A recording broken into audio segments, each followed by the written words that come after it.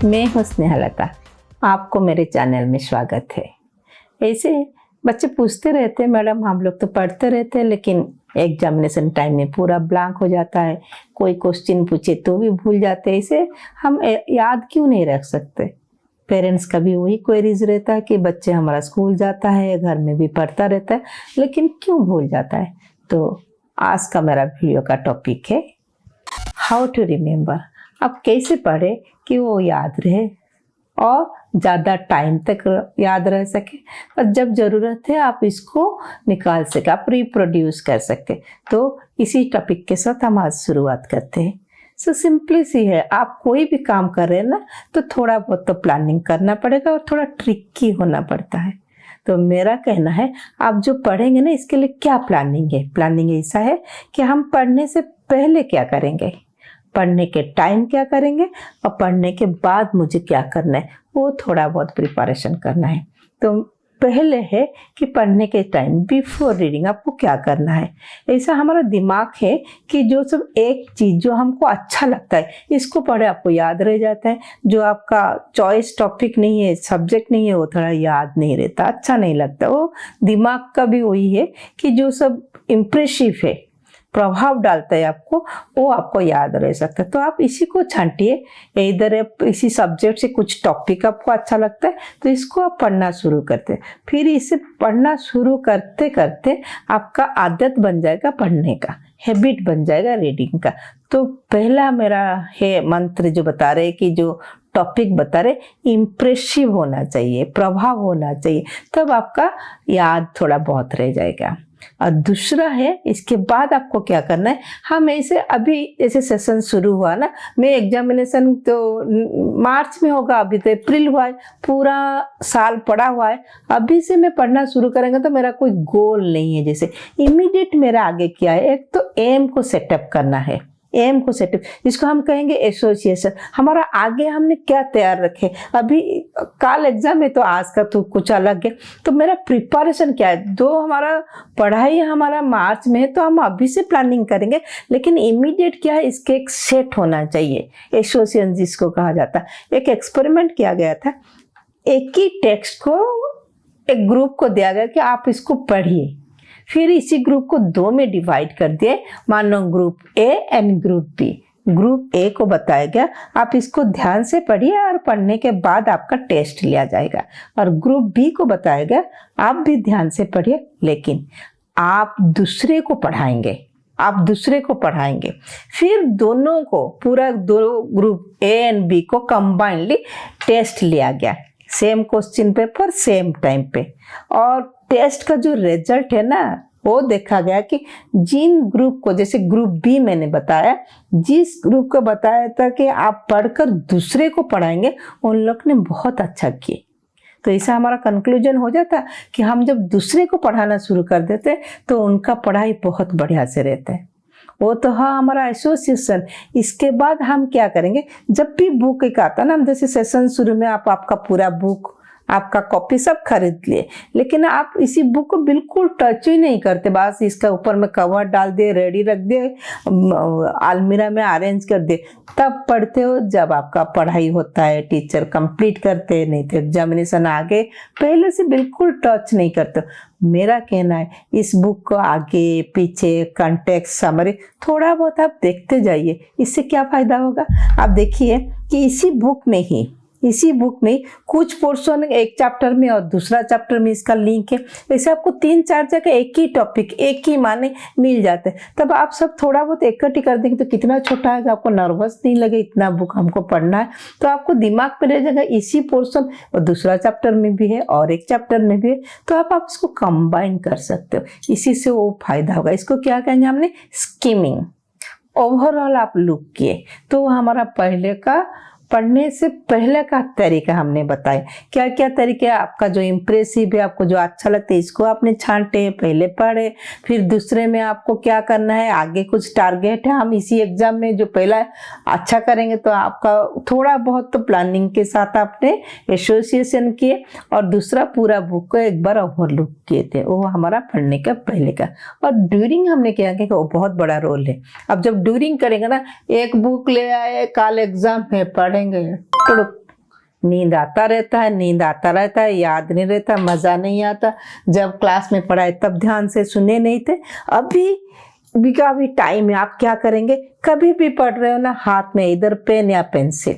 आप दूसरे का बुक है कुछ, मैं तो ज़्यादातर पेंसिल ही बोलती हूँ, क्योंकि आप कभी इरेज भी कर सकते हो और दूसरा कुछ ऐड कर सकते हो, पेन भी यूज़ कर सकते हो। आजकल एनसीईआरटी बुक में मैंने देखी हूँ कि इसी साइड में, राइट हैंड साइड में सफिशिएंट स्पेस है।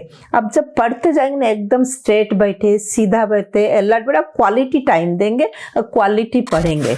एक्सटेंसिव पढ़ना नहीं, इंटेंसिव पढ़ना होता है। तो फिर मैं क्या करूँगी, आप इसे पढ़ लिए, जो लाइन आपको अच्छा लगने लगे ना, आप जब ध्यान से पेन के साथ पढ़ेंगे ना, वो अलग टाइप का हो ही जाता है। तो आप अंडरलाइन करते जाइए जो लाइन आपका चॉइस आया, इंपॉर्टेंट लगा। और कोई कोई कुछ बोल्ड लेटर में भी लिखा रहता है, बहुत अच्छा लगने लगता है, आप इसको सर्कुलर कर दीजिए। इसको आप बार बार या साइड हेडिंग भी दे सकते हो।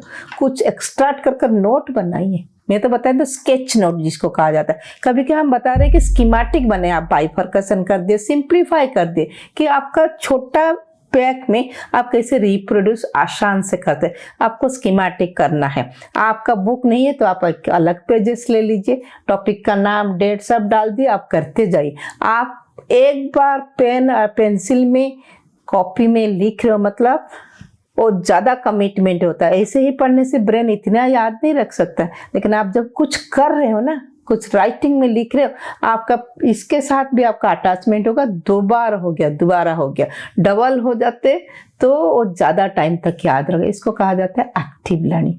तो हो गया एक्टिव लर्निंग। अभी हम पढ़ने के टाइम में आप कैसे पढ़े हो गया। फिर आप जब पढ़ते पढ़ते क्या मिल जाता है, कुछ न्यू डाटा आप कलेक्ट कर रहे हो, जो दिमाग में आपका रह रहा है, जो न्यू डाटा आपने कलेक्ट किया, आपको और मजबूत याद रखने क्या करेंगे हम, आपका पहले का जो पास्ट का एक्सपीरियंस है आप रिलेट करेंगे, तो बहुत बढ़िया से आपका याद रह सकता है। एक उदाहरण हम बता रहे, जैसे आप डेली पढ़ते रहते हैं ना, आपको टेक्स्ट पढ़ते पढ़ते मिल गया कि एसिड रेड होगा, बेसिक ब्लू होगा। एसिड क्या रेड होगा, ब्लू लिटमस को रेड करेगा, और बेसिक क्या करेगा, रेड लिटमस को ब्लू करेगा। अब बिना समझे पढ़ेंगे तो इधर उधर हो जाएगा, ब्लू से रेड, रेड से ब्लू, थोड़ा कंफ्यूज करे, क्या रेड लिटमस से ब्लू होगा, ब्लू लिटमस से रेड होगा। ऐसे एग्जामिनेशन का स्ट्रेस रहता है और वो सब उत्पटांग हो जाएगा। आप ऐसे परमानेंटली कैसे याद रखें, क्या याद रखेंगे, आप पेपर से देखते हो, नहीं तो आप कभी लैबोरेटरी जाते हो, कहीं भी जाते हो ना, ऐसी एसिड का नाम आ जाती, देखिए किसका एसिड फेंक दिया, मुंह जल गया। आप कभी एक्सपेरिमेंट कर रहे तो हाथ में लगा तो थोड़ा जलन हुआ। आपका टीचर भी बहुत कॉशियस रहते हैं कि अरे अरे वो एसिड है, तो आपको पता हो जाता है एसिड डेंजर है। एसिड को थोड़ा कॉशियसली काम लेना होता है, तो डेंजर है, तो डेंजर का साइन तो रेड है, कहीं भी रेड है। जैसे रेलवे में जाते हो, रेड सिग्नल दिखा रहे, मतलब आगे कुछ खराब है, डेंजर है। तो इसी से आप याद रखिए, एसिड आप क्या भी डाल रहे हो ना, अल्टीमेटली इसको रेड होना है। क्या पेपर भी डालो, याद रखने की कोई ज़रूरत नहीं, अल्टीमेटली इसका रिजल्ट है रेड होगा। कैसे रेड होगा, हम ब्लू लिटमस डालेंगे तो रेड होगा, रेड लिटमस डालेंगे तो वो भी रेड होगा।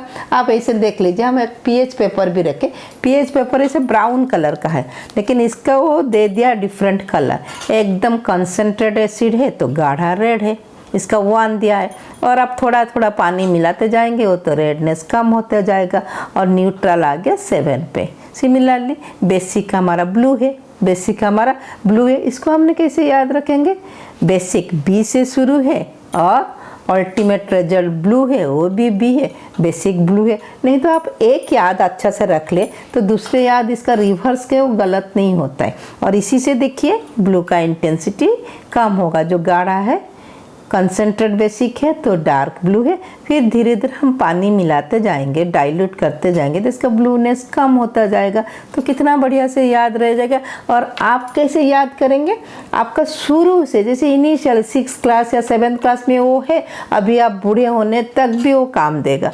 तो पहले से आप इतना स्ट्रांग बन जाए, वो सब आपको आसान लगने लगेगा। एकदम से लास्ट में पढ़ेंगे, हायर क्लास में तब पढ़ने का शुरुआत करें तो फिर ज़्यादा प्रॉब्लम था। अब इनिशियल स्टेज में जब से आता हो फाइनल रीडिंग जैसे है, तो हम पढ़ाई के टाइम हम क्या करें, एक्टिव रीडर बने। और दूसरा क्या है, हम इसी में पास्ट लाइफ के साथ अभी का डाटा को हमने रिलेट किए। रिलेट किए, वो मायने रखता है। फिर हम अब पढ़ाई के बाद के क्या करेंगे, पढ़ाई का बाद का क्या करेंगे वो देखेंगे। क्या है, हमने जो भी पढ़े ना हम इसका यूज़ में लाएंगे, अप्लाई करेंगे। एक उदाहरण हम दे रहे, जैसे कि एक उत्पटंग वर्ड है, कुछ याद नहीं रहेगा, इसको आपको बार बार बोलने से याद रहेगा, आप अपना तरीका निकाले, नहीं तो आपका बेस्ट फ्रेंड का नाम से बुलाए, इसका भी फ़ायदा हो जाएगा, आपका भी फ़ायदा होगा। वो तो आपके ऊपर, आप इसको कितना बार इस्तेमाल कर सकते हो, आप कितना बार अप्लाई कर सकते हो। और दूसरा है, आपने बहुत टाइम तक पढ़ लिया, बहुत एकदम से माइंड एडजस्ट हो गया, आप बाहर निकल जाइए और इसको आप कहीं वॉकिंग में जा रहे हो वो भी आप याद कर सकते हो। दूसरा क्या है, आप आपका भाई या बहन या घर में पेरेंट्स में कोई सुनना भी नहीं चाहेंगे, लेकिन आप जब एक्सप्लेन करोगे ना आपका तो फ़ायदा होगा। और कोई थोड़ा बहुत सुन ले तो और भी बढ़िया, लेकिन आपका फ्रेंड तो सुनेंगे, उनका भी वही टॉपिक है, वो तो सुनेंगे ही सुनेंगे, तो पीयर लर्निंग हो गया, दोनों में थोड़ा बहुत डिस्कशन हो गया। इसको हम कहेंगे एक्सप्लेन। हमने जैसे पहले एक एक्सपेरिमेंट बताया ना, एक ग्रुप को दिया गया सेम टेक्स्ट, आपका टेस्ट होगा, दूसरे ग्रुप को बताया, आपको दूसरे को समझाना है। जो एक्सप्लेन किए दूसरे को टीचिंग में लाए, उनका अच्छा हुआ था टेस्ट। आप जब एक्सप्लेन कर रहे हो ना तो बहुत ज़्यादा याद रहता है, सिर्फ टेस्ट के लिए पढ़ने से इतना याद नहीं रहेगा। फिर आप दूसरे को जैसे समझाना शुरू करते, बीच बीच में आप भी लटकोगी, जो सुन रहे हो वो भी कुछ सवाल पूछ सकते, इससे पढ़ाई बहुत बढ़िया होता है। तो जब आप जहाँ पर लटक जा रहे हो ना, अरे हम तो अभी पढ़े थे फिर क्यों लटक जाए, फिर आपको इमीडिएट लगेगा अरे क्या है, क्या छूट जाता है। आप इसको रिविजिट करेंगे, आपको इसको रिविजन भी कीजिए, रिविजिट कीजिए, मतलब आप दोबारा इमीडिएट देख ले, वो आपको पक्का याद रहेगा। तो हम पढ़ने के बाद क्या किए, इसको अप्लाई किए, दूसरे के साथ डिस्कशन किए, एक्सप्लेन किए, फॉर रिविजिट किए। तो इसी सब को तो हम रिपीटेशन कहते हैं। तो ब्रेन का जो हमारा जो क्वालिटी है ना, जो हमारा चॉइस और एक रिलेटेड चीज़ को एक जगह में वो स्टोर करते जाएगा मेमोरी में, और रिपीटेशन को भी वो स्टोर करते जाएगा। हम जैसे आपको दिए एग्जाम्पल, अब अभी इसको हमने स्कीमेटिक बना देते, हाउ टू रिमेंबर, आप अंडरलाइन कर दिए। फिर थ्री कलम आपने निकाले, before reading, during reading and after reading. तो बिफोर रीडिंग में हमने क्या किया, इम्प्रेसिव जो प्रभाव, इसको हमने पहले पढ़ना शुरू किए, फिर एसोसिएशन किए, मतलब आगे क्या टारगेट है इसको हमने देखे, किसी हिसाब से पढ़ेंगे। फिर पूरा बुक को, इसका समरी को आगे पीछे थोड़ा बहुत खींचातानी किए थे। इसको क्या किया हमने, स्कीमिंग। फिर पढ़ने का टाइम आपने एक्टिव रीडर बने, यहाँ अंडरलाइन करना है, किसको सर्कल करना है, कैसे स्कीमेटिक बनाना है, और जहाँ डाउट है इसको क्वेश्चन मार्क कर इसको क्लियर करने के लिए कोशिश की। फिर हमने क्या किया, जब पढ़ रहे हो हम डे टू डे लाइफ के साथ हमने जो पढ़े पास्ट एक्सपीरियंस का रिलेट कर याद करने के लिए कोशिश की। वो तरीका तो आपको निकालना पड़ेगा। पढ़ने के बाद आपने क्या किया, अप्लाई किए, एक्सप्लेन किए, फिर रिविजिट किए, वही आपका हो गया रिपीटेशन। तो आप इतना करने के बाद, थोड़ा बहुत प्लानिंग के इतने करने के बाद, वो मेरा दावा है कि द मोर यू रीड, आप जितना पढ़ते हो इतना आपका याद रहेगा। यू रिमेंबर एंड रिकनेक्ट, आप इतना याद रहेगा और आप इसको कनेक्ट भी कर सकते हो। इससे आपका क्या होगा, you not only become a confident but also more creative, मतलब आप बिल्कुल कॉन्फिडेंट बनेंगे। हम जितना पढ़ेंगे इतना कॉन्फिडेंट बनेंगे, और धीरे धीरे आपका अपना एक क्रिएटिविटी भी हो जाएगा। धन्यवाद।